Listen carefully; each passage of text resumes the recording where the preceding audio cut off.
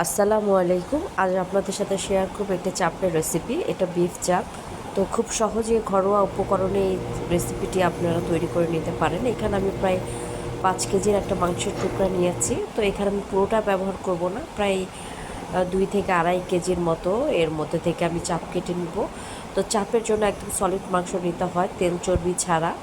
আমি চেষ্টা করছি এটাকে পাতলা পাতলা করে কেটে নেওয়ার জন্য। এই যে আপনারা দেখতে পাচ্ছেন যে এটাকে আমি কিভাবে কেটে নিয়েছি, একটু বড় বড় সাইজে করে নিয়েছি।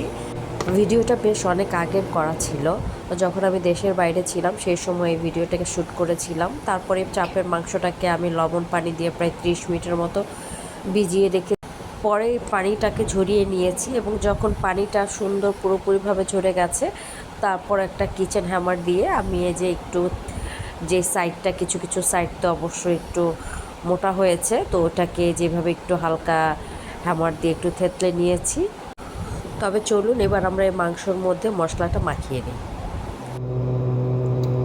1.5 টেবিল চামচ রসুন বাটা, 1.5 টেবিল চামচ জয়ফল জয়ত্রী গুঁড়ো, 1/2 চা চামচ মশলার গুঁড়ো, 1.5 টেবিল চামচ গোলমরিচের গুঁড়ো, 1/2 চা চামচ টালা জিরে গুঁড়ো, 1 চা চামচ ধনিয়া গুঁড়ো, 1 চা চামচ কাঁচা খোসা বেটে নিয়েছি, 1 2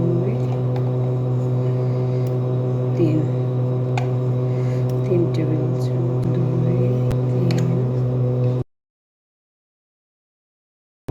লাল মরিচের গুঁড়া,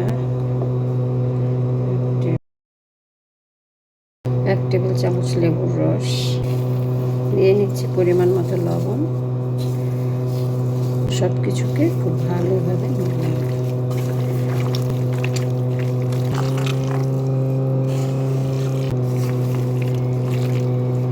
ময়দা 1 টেবিল চামচ, 2 টেবিল চামচ, 3 টেবিল চামচ,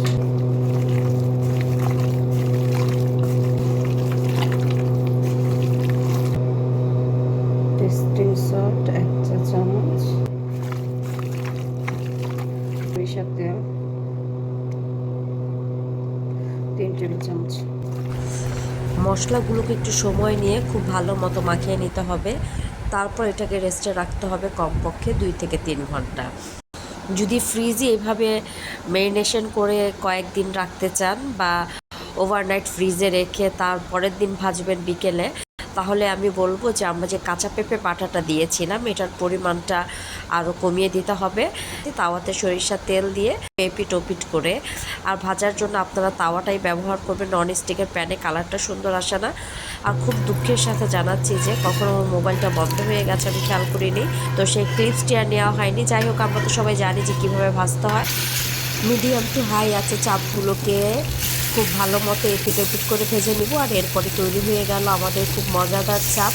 এটি আমরা রুটি, পরোটা, ভাত, তারপর পোলাও সব কিছুর সাথে খেতে পারবো। আশা করি আজকের রেসিপিটি ভালো লেগেছে। ভালো লাগলে আমার চ্যানেলটিকে সাবস্ক্রাইব করতে ভুলবেন না। আল্লাহ হাফেজ, আসসালামু আলাইকুম।